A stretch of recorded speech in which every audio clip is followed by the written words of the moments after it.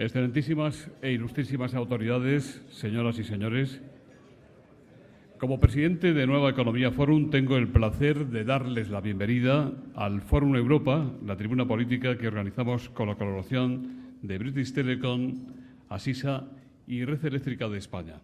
Esta mañana, en el Día Nacional de Colombia, tenemos la especial satisfacción de contar con la intervención de don Juan Manuel Santos, personalidad de amplia trayectoria en el panorama político latinoamericano. Es descendiente de una reconocida y significada familia colombiana. Su tío abuelo, don Eduardo Santos, fue presidente de la República y su padre fue director del diario Tiempo durante 50 años.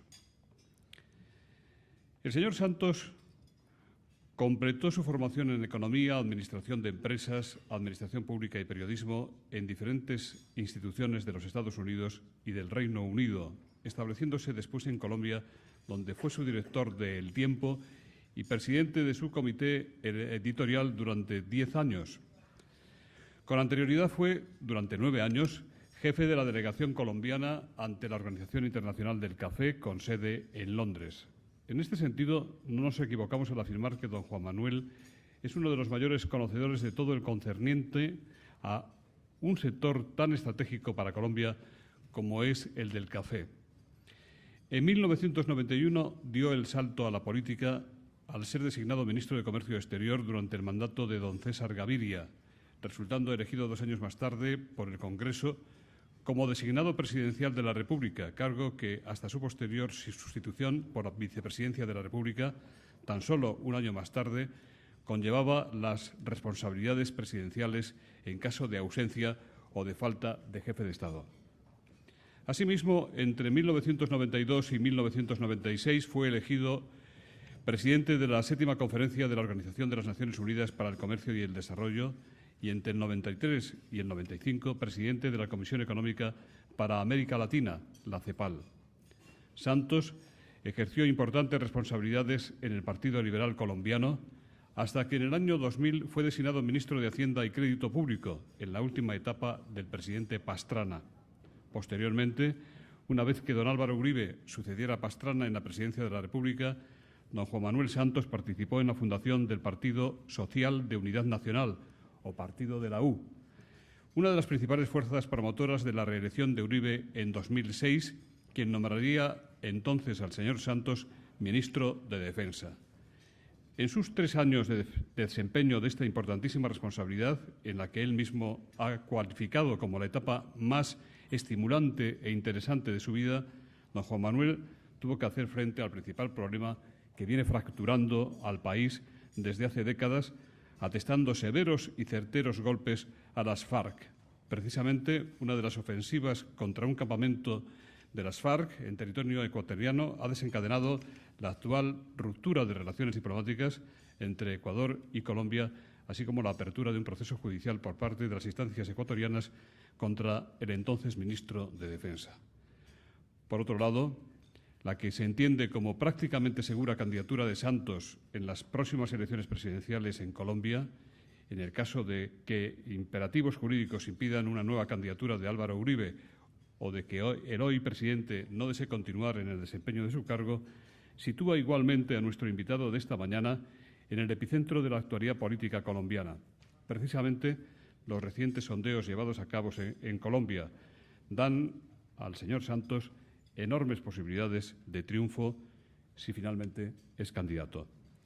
Experto economista, avezado periodista, hombre de partido, dotado de una insuperable inteligencia emocional y de una intuición política extraordinaria, admirador de Churchill, disciplinado, riguroso y cosmopolita, es un gran honor recibir esta mañana a don Juan Manuel Santos. La tribuna es suya.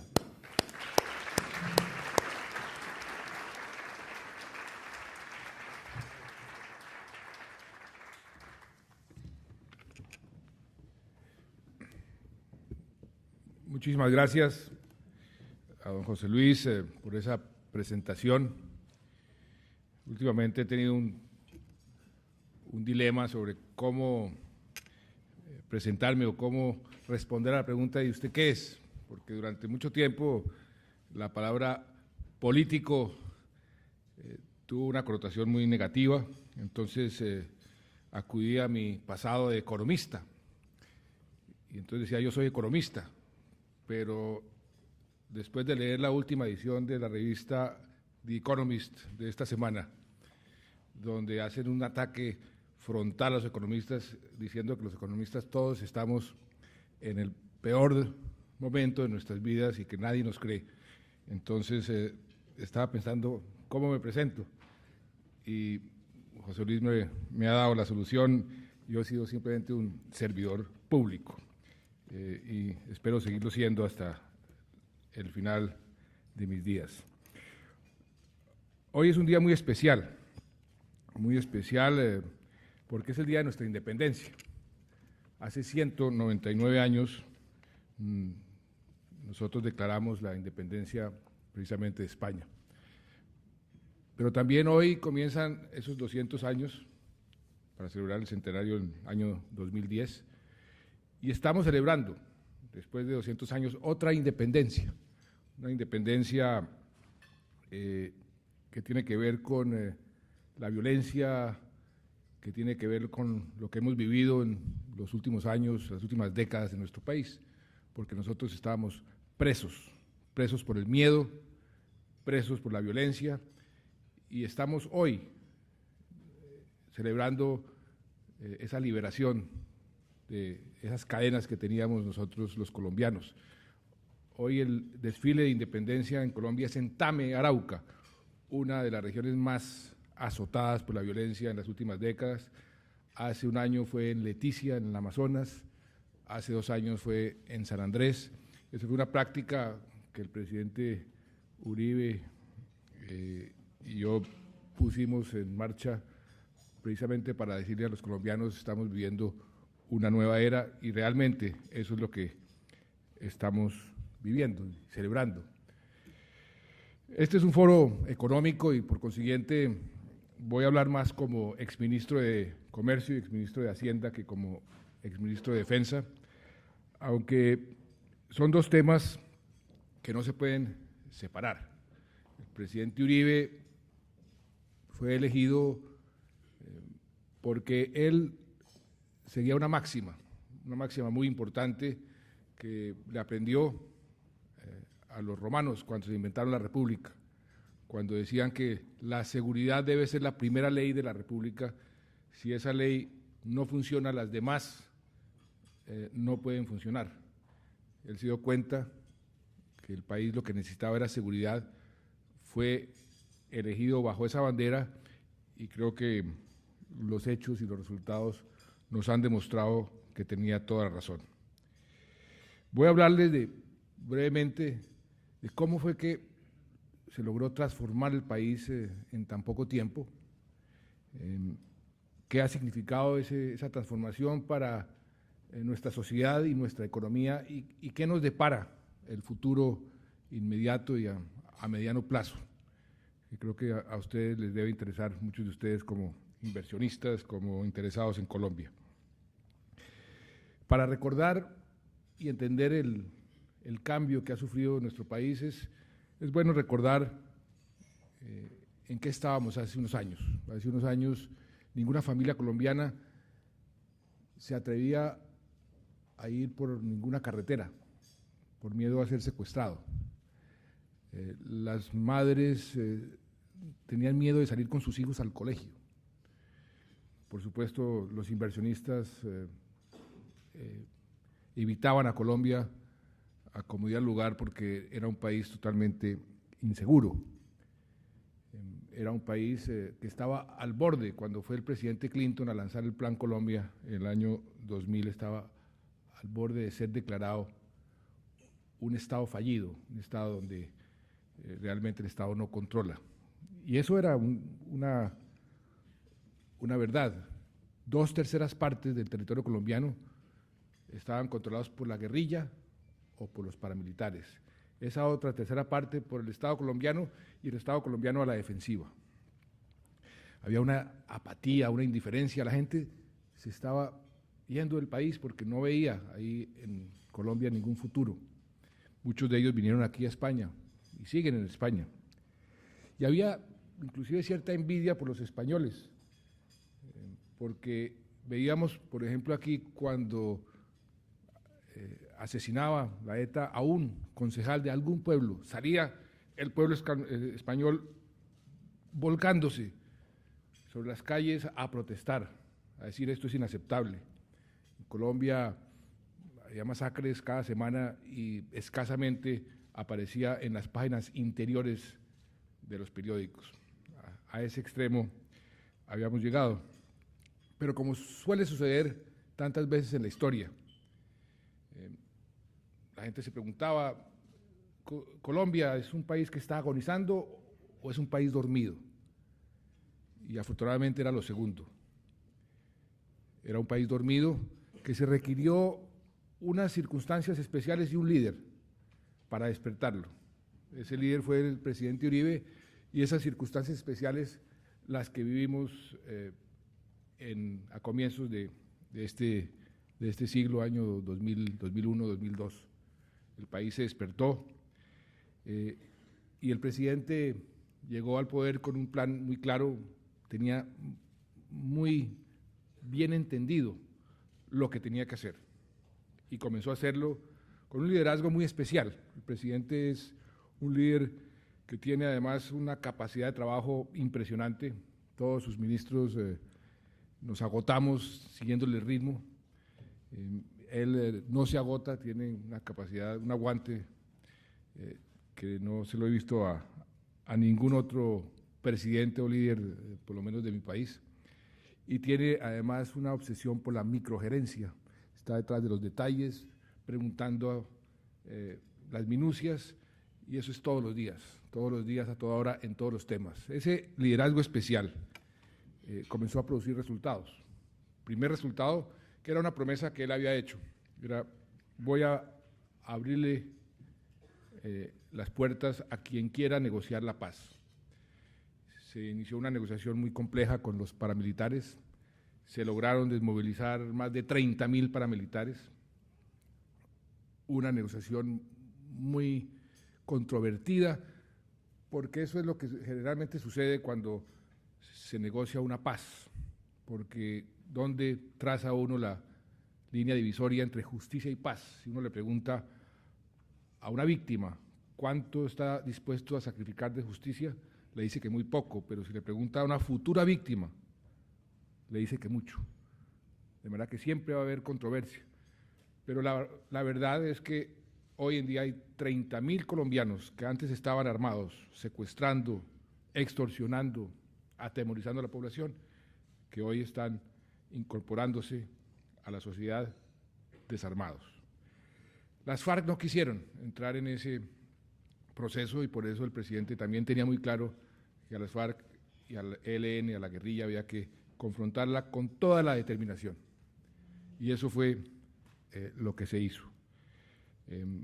Una ofensiva contra la guerrilla sin precedentes, con el liderazgo personal del presidente, con unas fuerzas militares renovadas, motivadas, apoyadas, y los resultados comenzaron a verse muy pronto.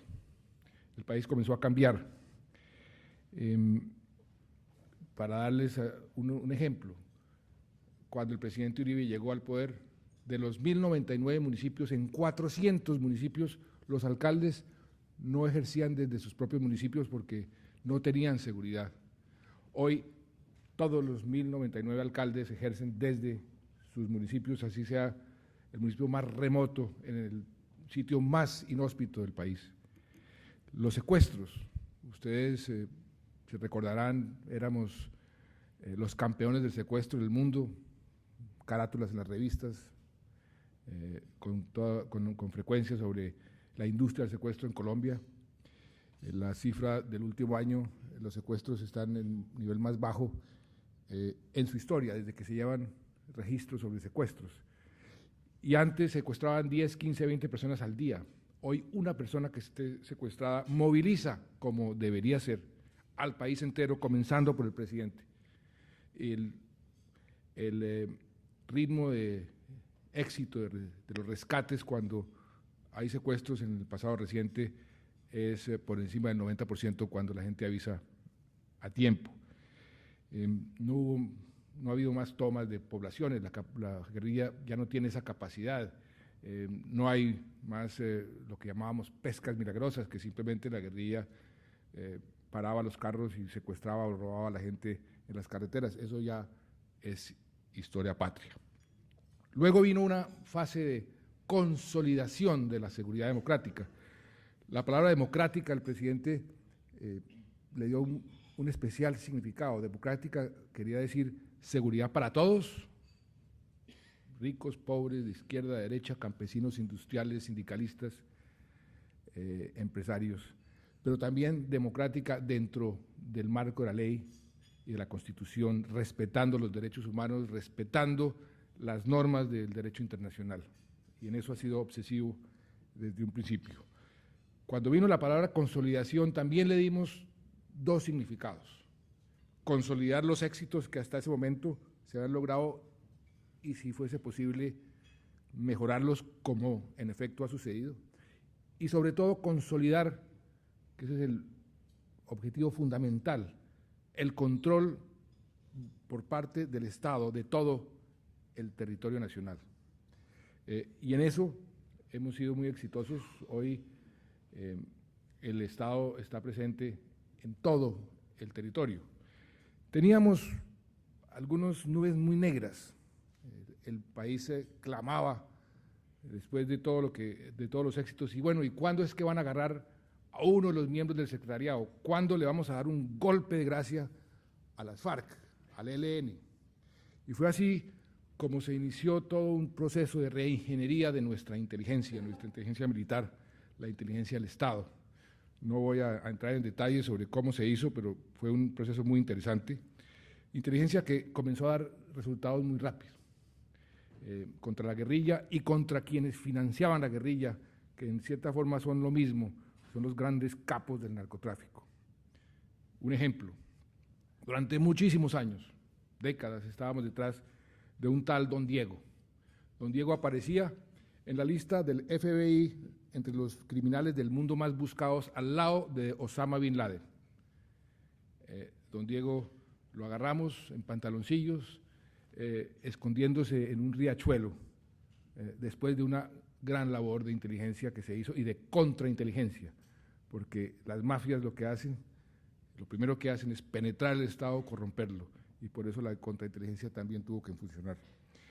Comenzamos a darle golpes a los elementos estratégicos de la organización de las FARC, el que manejaba el narcotráfico en el oriente del país, el que manejaba el narcotráfico en el sur del país, el que manejaba las finanzas, y comenzamos a desvertebrar esa organización, dándole en los puntos donde más les dolía.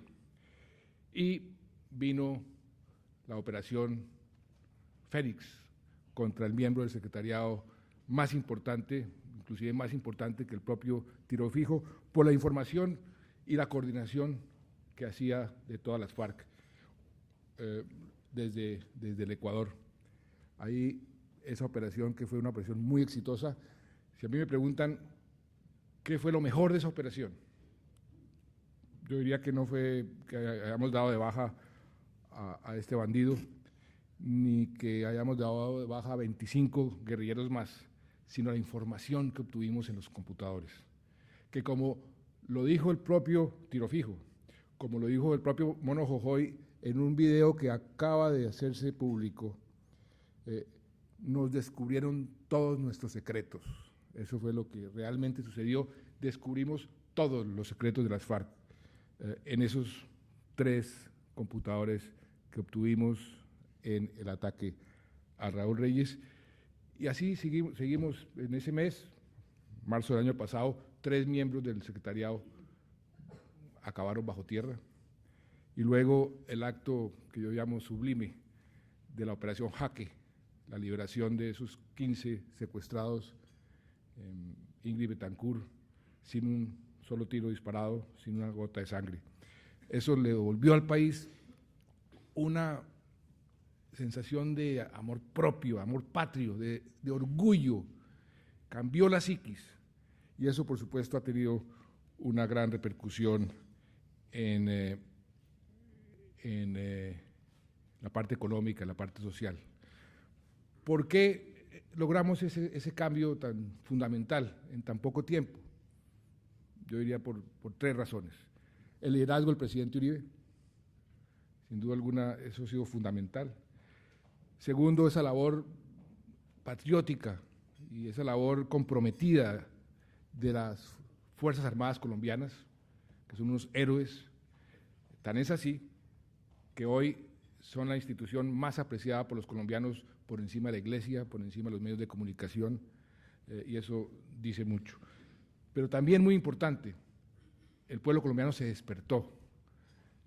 El pasado 20 de julio, ustedes no se alcanzan a imaginar, hoy hace un año, lo que fue el país volcado por las calles protestando contra las FARC y apoyando a sus fuerzas militares, protestando contra el secuestro y la violencia y apoyando a la política de seguridad democrática.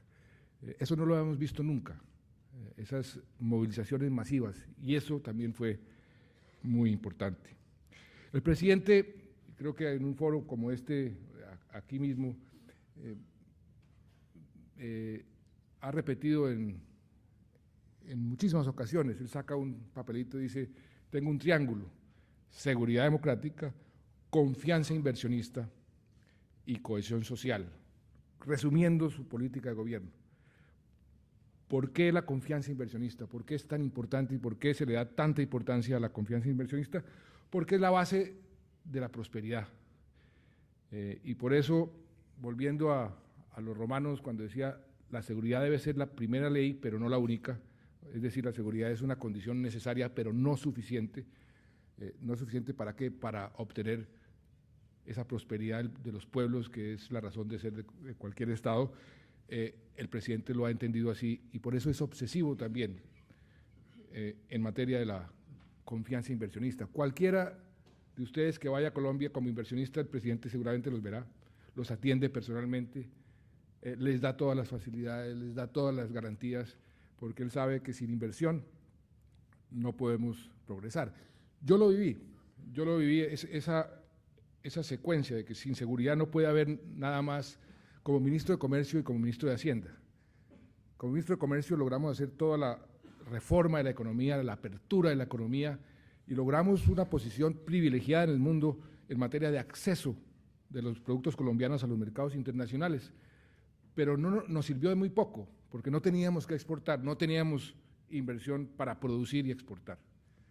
Como ministro de Hacienda hicimos todas las reformas en un periodo muy difícil, en la peor recesión de nuestra historia, todas las reformas que hoy en día nos están dando un gran beneficio porque nos ha, en cierta forma, protegido de esta crisis, pero también no pudimos despegar en materia de crecimiento porque no había inversión. Y eso el presidente Uribe lo entendió perfectamente y por eso su obsesión con la inversión, con darle un buen ambiente al inversionista.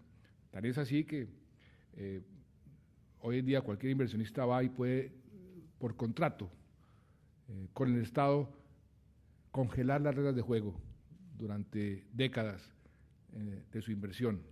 A ese punto hemos llegado de obsesión con darle al inversionista un buen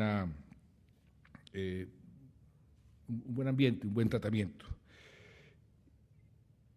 Y por eso es tan importante mantener lo que hasta ahora se ha logrado. Yo creo que para ustedes, muchos de ustedes son inversionistas en el país, pueden tener la tranquilidad de que eso se va a mantener, va a haber continuidad, vamos a tener estabilidad, vamos a continuar con esta tranquilidad que hemos ganado, porque el pueblo colombiano es el primero en que se está manifestando a favor de mantener esas políticas. La popularidad del presidente es una demostración, después de 7 años de gobierno, en un país con semejantes dificultades, y el presidente mantiene una popularidad del 75-80%, sus políticas.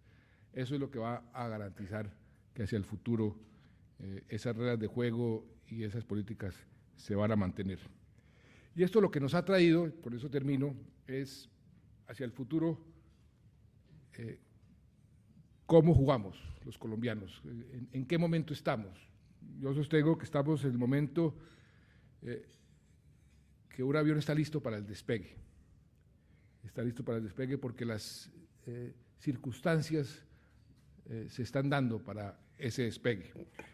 Si hacemos un análisis muy breve sobre la situación mundial,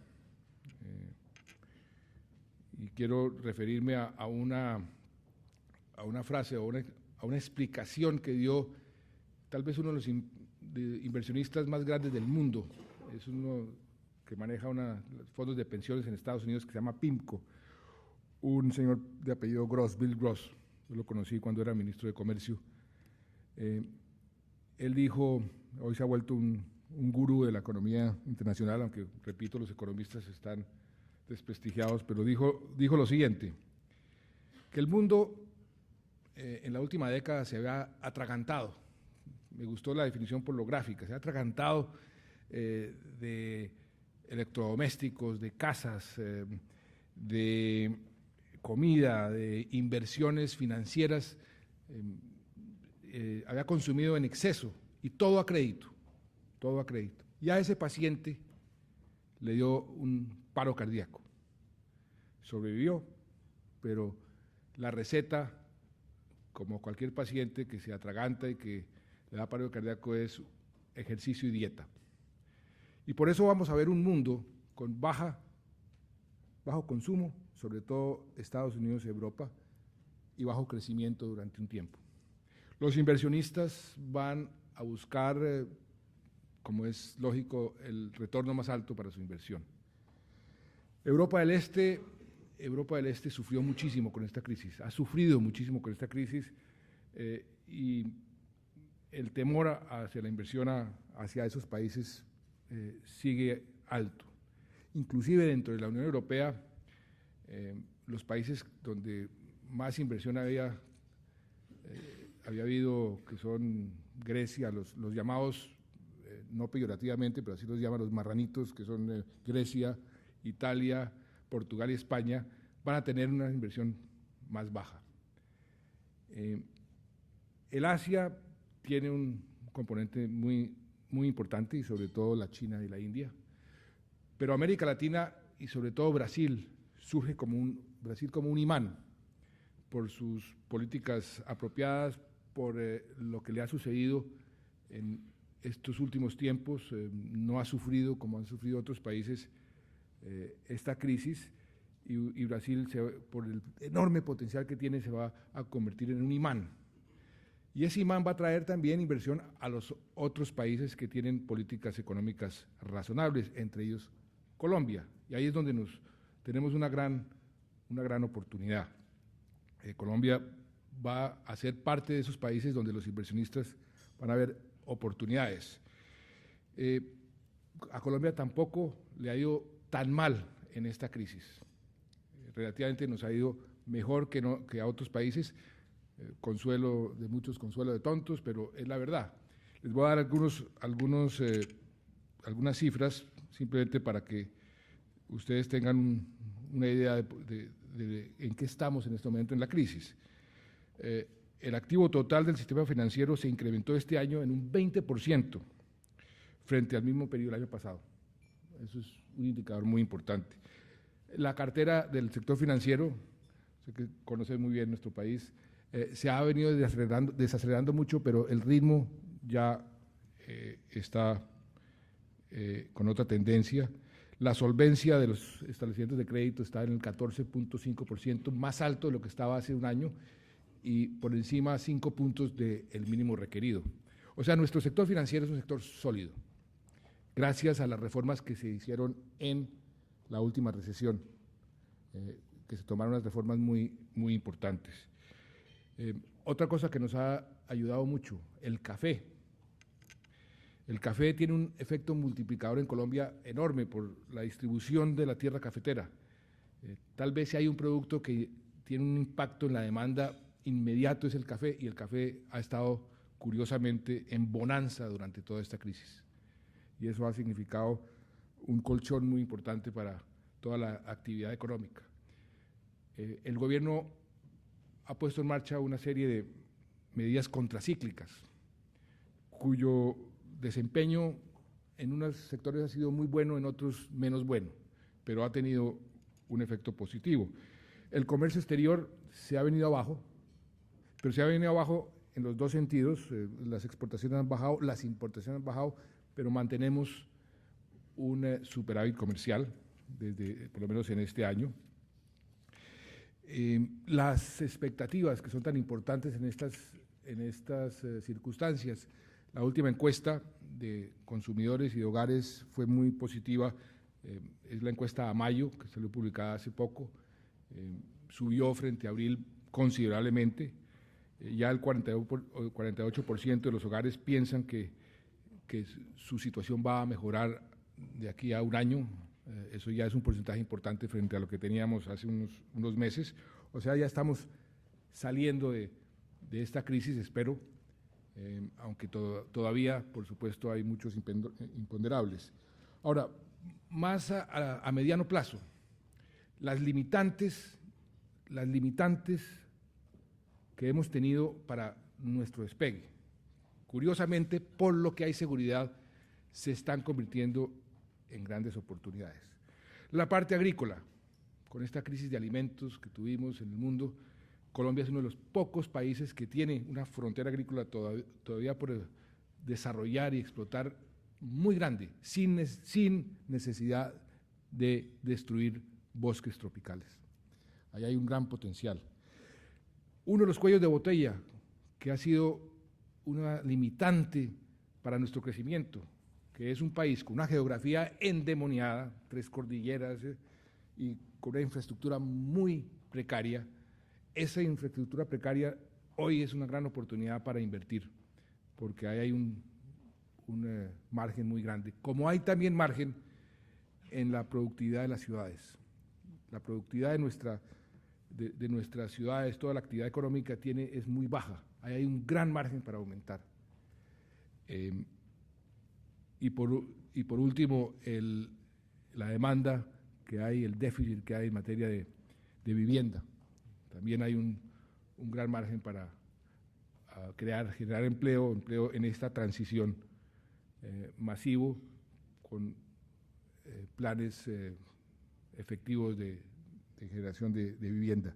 O sea que Colombia en este momento está dentro del contexto mundial muy bien ubicada. Internamente tenemos un potencial muy grande. Necesitamos, como dice el presidente, inversión, que es la clave. Sin inversión no hay producción, sin inversión no hay empleo, sin inversión no hay crecimiento. Y nadie menos indicado que los inversionistas españoles que han sido socios nuestros en este proceso. Creo que los inversionistas españoles que han estado en Colombia son testigos de lo que ha venido sucediendo en el país, y por eso termino invitándolos nuevamente a que sigan viendo nuestro país, sigan invirtiendo en nuestro país. Nuestro país tiene un gran futuro. Estamos todos los colombianos decididos a mantener, a cuidar lo que hemos logrado, a acrecentarlo y a fortalecerlo. Y ojalá con la ayuda de ustedes sigamos así. Muchas gracias.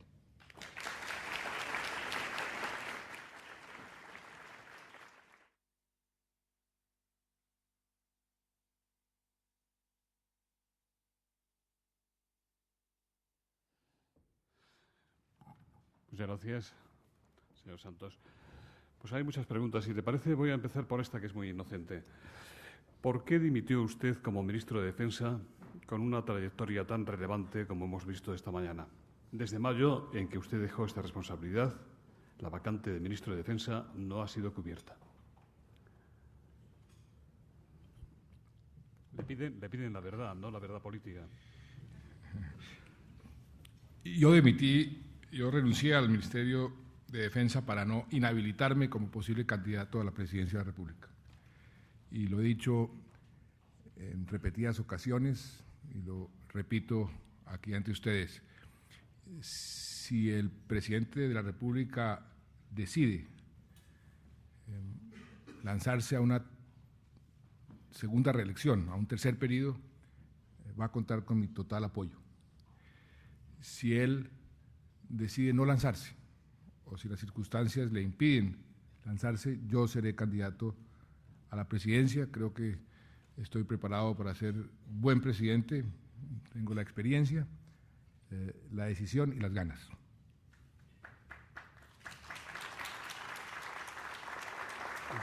En esta misma línea, señor Santos, le preguntan de qué depende realmente que Uribe se presente y si es posible un referéndum que permita la segunda reelección. Depende de la voluntad del presidente, si él quiere o no quiere. Los votos están ahí.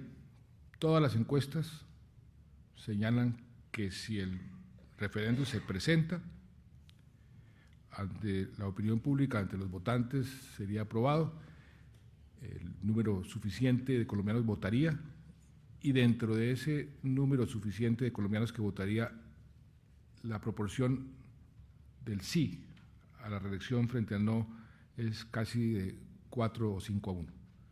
O sea que depende del presidente, pero por supuesto hay una serie de pasos que hay que seguir desde el punto de vista jurídico, democrático, legal, como por ejemplo que se logre conciliar. Hoy comienza otra vez en el Congreso el proceso de conciliación entre la versión que fue aprobada en la Cámara y la versión que fue aprobada en el Senado.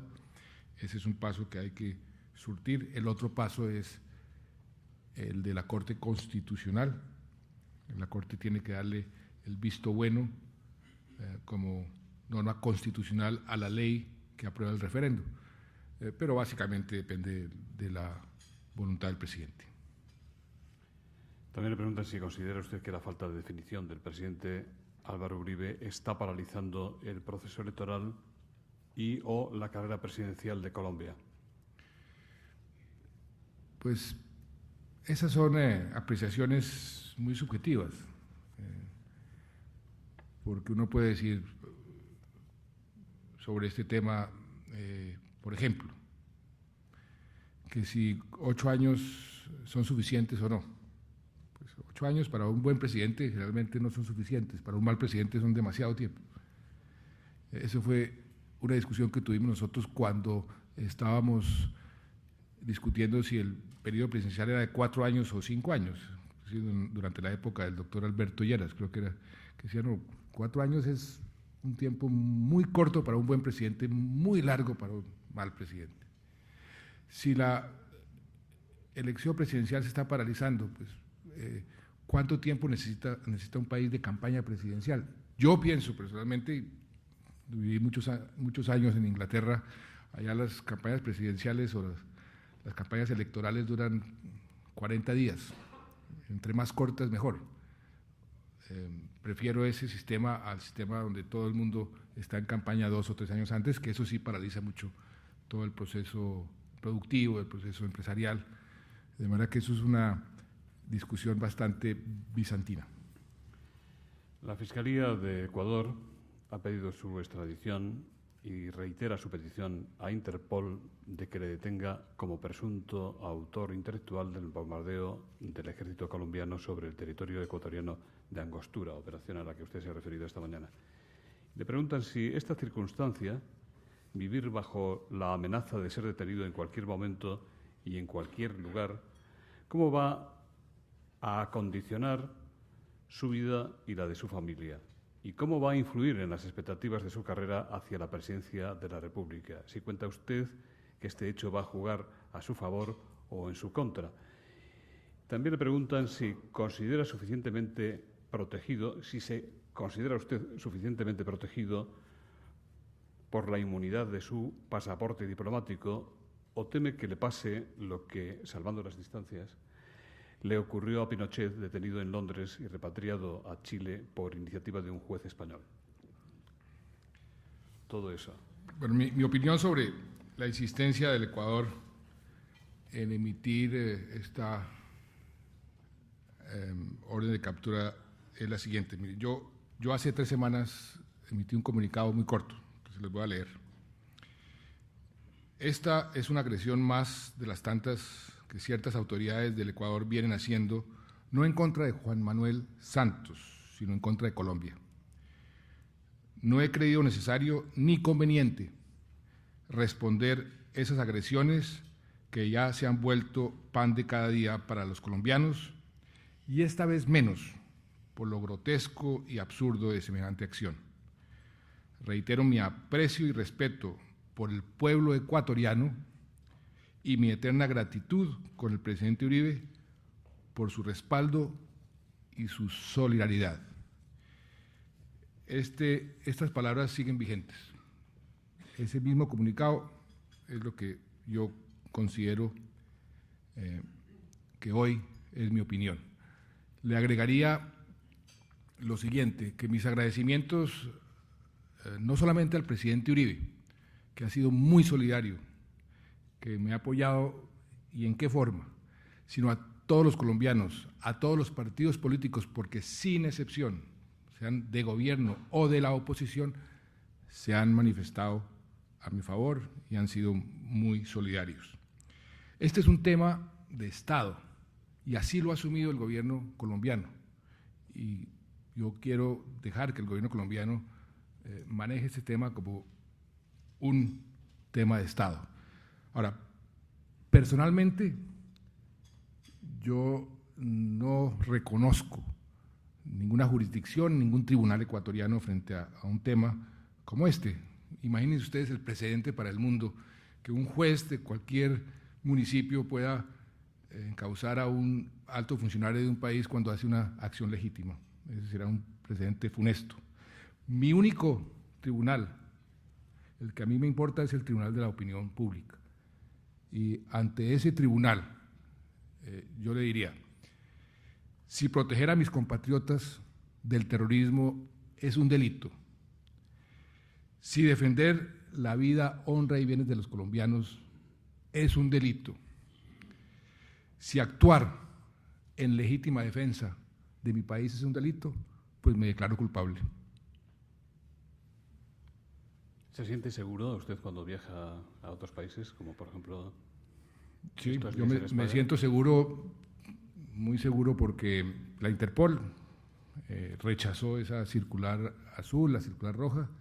Me parece un absurdo, eso es un tema totalmente político, y no creo que las autoridades ni españolas, ni británicas, ni norteamericanas, tal vez al único país donde de pronto no iría sería Ecuador.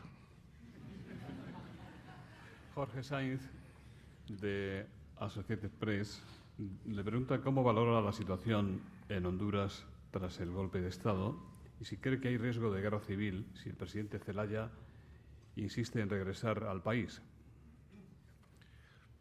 Este caso de Honduras es un caso muy triste porque aquí no hay ganadores, aquí todos son perdedores. Ahí perdieron los dos bandos, perdió la OEA, todo el mundo ha perdido hasta ahora. Ojalá esta mediación del presidente Arias tenga éxito, se pueda encontrar un arreglo que sea aceptable para las dos partes y que evite algún tipo de confrontación violenta. Ojalá que eso se dé, tendrá todo mi apoyo, pero infortunadamente este incidente no ha producido hasta ahora sino perdedores y ningún ganador. José Manuel González Huesa, director de la agencia de noticias española Servimedia, le pregunta si ha habido algún contacto entre ETA y las guerrillas colombianas y si piensa que el final de ETA está cerca. Carlos González, de Mercado de Dinero, le pregunta cuándo cree que se acabará con las FARC. Pues las relaciones de ETA con las FARC son conocidas, inclusive hay videos de guerrilleros de las FARC felicitando a ETA, saludando a ETA. En eso no hay ningún secreto. Cuando pienso yo que pueda acabarse con ETA, pues eso es algo que no quisiera yo comentar, eso le corresponde al gobierno español. Bastantes problemas ha tenido el gobierno español con ETA para que un colombiano venga a opinar sobre esos problemas. Y en cuanto a las FARC están muy debilitadas, pero no están todavía derrotadas.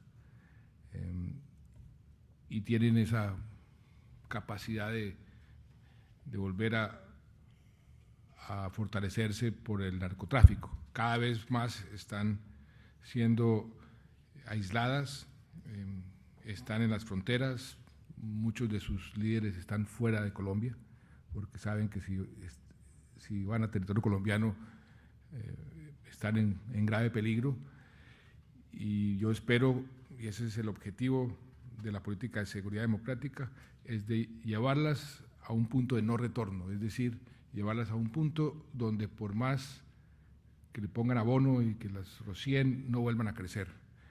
Y eso se llama control territorial, eso se llama desarrollo en las regiones donde antes el Estado ni siquiera estaba presente, y eso es lo que estamos haciendo con mucho éxito. Por ejemplo, en la región de la Macarena, una región que estuvo durante 40 años bajo la férula de las FARC, uno de los sitios que yo visité antes de salirme del ministerio,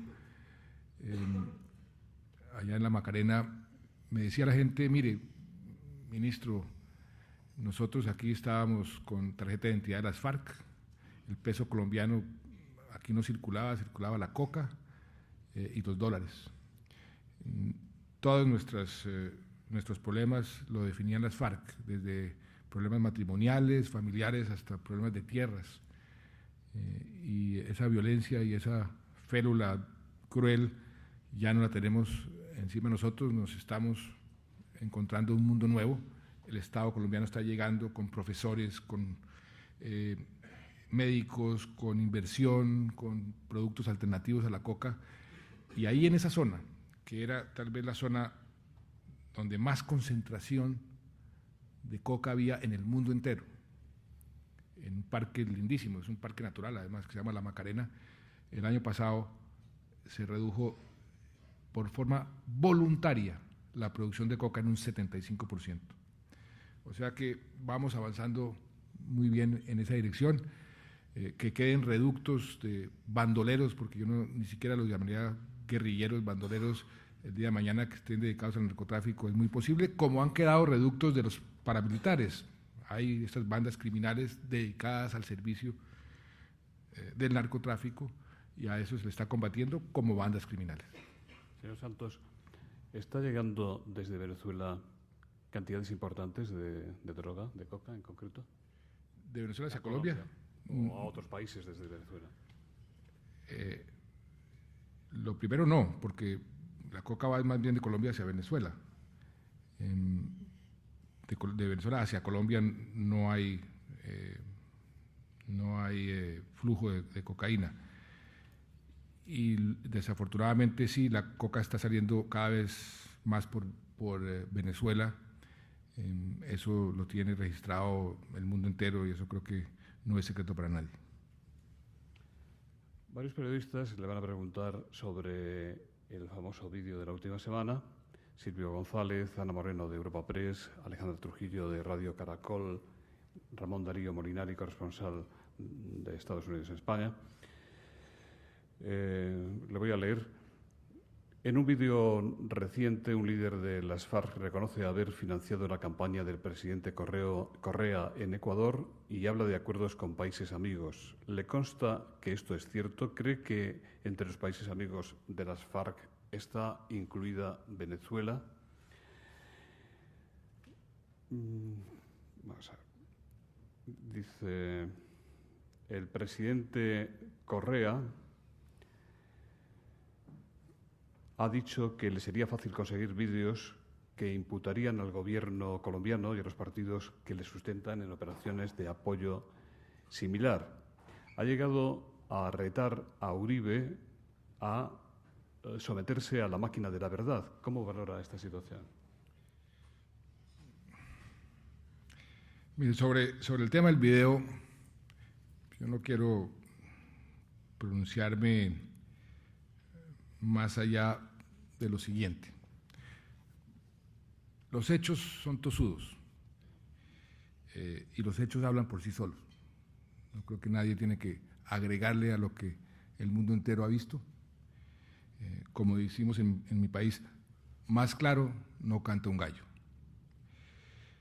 Esto es lo único que reconfirma, no confirma, sino reconfirma, nos reconfirma al presidente Uribe, a todos los comandantes, a este servidor, es que lo que hicimos había que hacerlo, que actuamos bien, que hicimos lo correcto, que fue una acción legítima, una acción apropiada,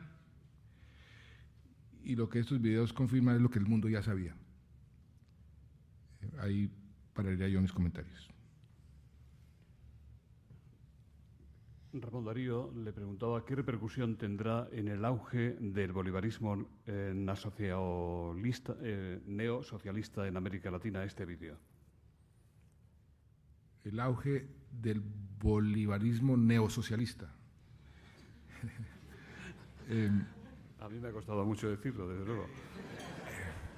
Pues esta llamada revolución bolivariana creo que está comenzando a encontrar tropiezos en todas partes, se está desnudando y el país está viviendo un proceso muy interesante porque aquí en la región se está demostrando cuál democracia, qué tipo de democracia y qué sistema es el que realmente funciona en el largo plazo, el sistema como el que queremos nosotros que Colombia mantenga por siempre, un sistema donde exista la independencia de los poderes, un sistema donde se respete la propiedad privada, un sistema sobre todo y ante todo que respete las libertades de las gentes.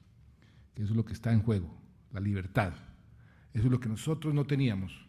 Nosotros no teníamos libertad, por eso hablaba yo de la nueva independencia, porque ahora por primera vez en mucho tiempo nos sentimos nuevamente libres y esa libertad la vamos a defender a capa y espada. Esa libertad que otros ciudadanos de otros países están perdiendo, la libertad de expresión, la libertad de pensar libremente. Y eso es en el fondo lo que América Latina se está jugando. ¿Qué países son verdaderamente libres y qué países no son libres? Y creo que Colombia está entre los que afortunadamente acogimos la libertad.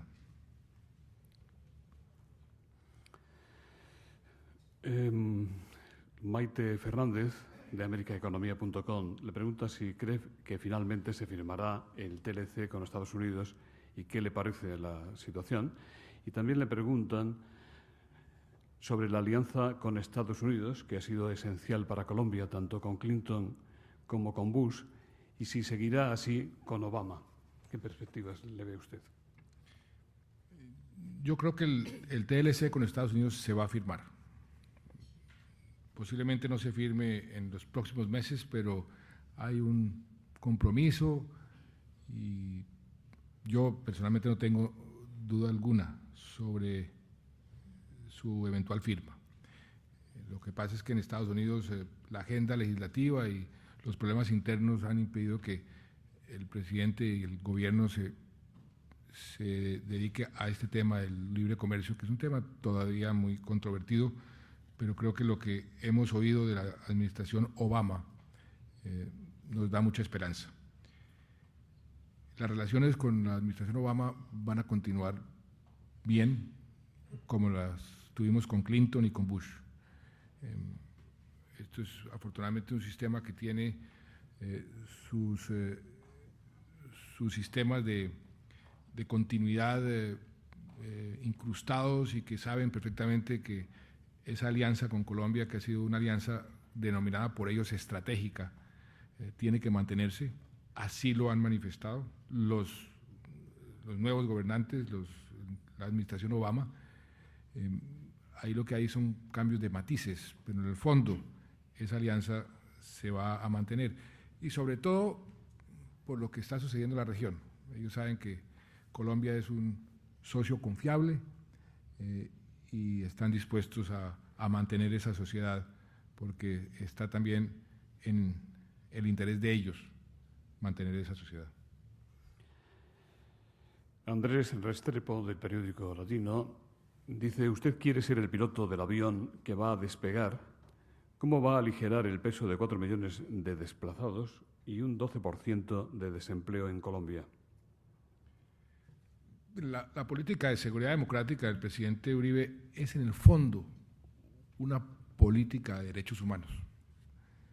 Y si uno ve los resultados, cuánto ha bajado el homicidio, cuánto ha bajado el secuestro, cuánto ha bajado todos los delitos, de lo que teníamos hace unos años a hoy, se puede dar cuenta que esa política de defensa de los derechos humanos, derechos fundamentales de la gente,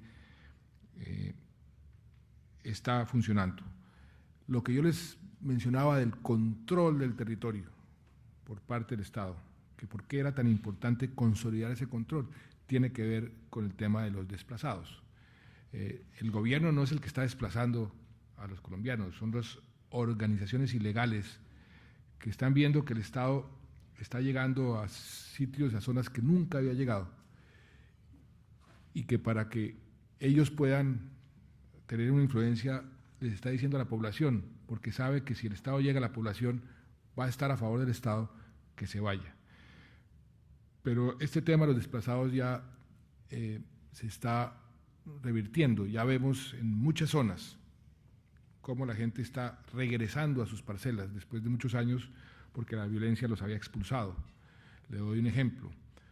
Todo el norte de la costa Caribe, todo el norte del país, lo que llaman las zonas del Montes de María, cerca de Cartagena, Barranquilla, toda esa zona era una zona que durante mucho tiempo fue controlada por la guerrilla, nadie se atrevía a ir, los campesinos se desplazaron hacia Cartagena, hacia Barranquilla, hacia Santa Marta.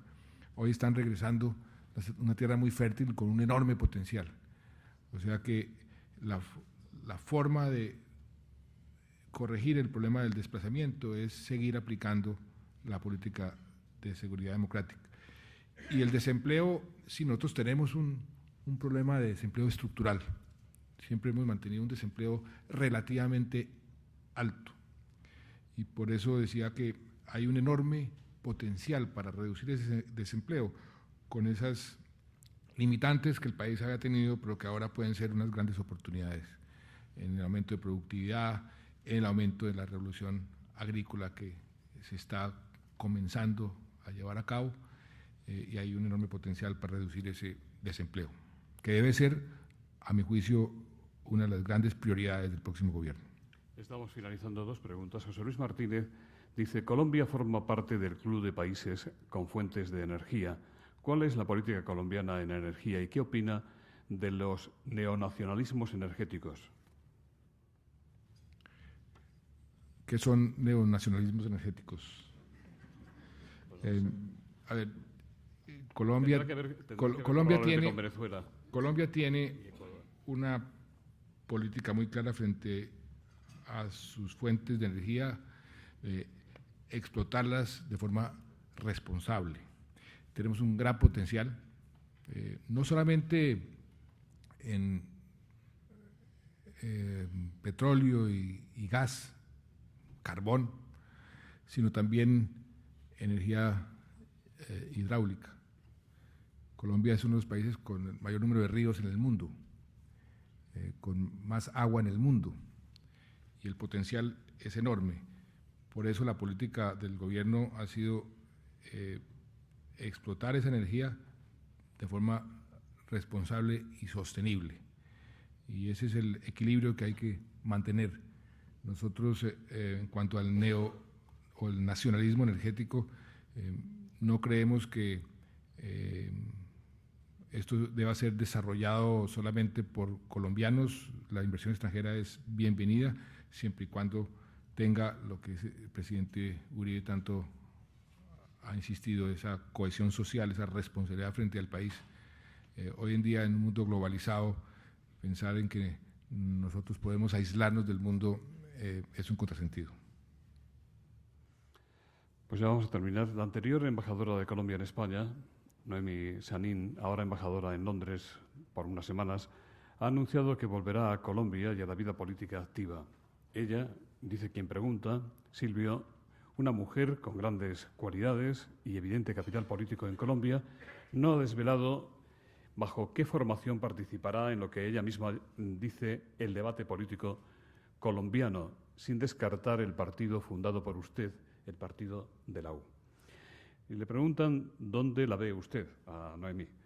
¿Cree que ella puede ser candidata enfrentándose a usted en esa carrera tras el proceso de elecciones primarias que los diferentes partidos colombianos van a celebrar en otoño próximo?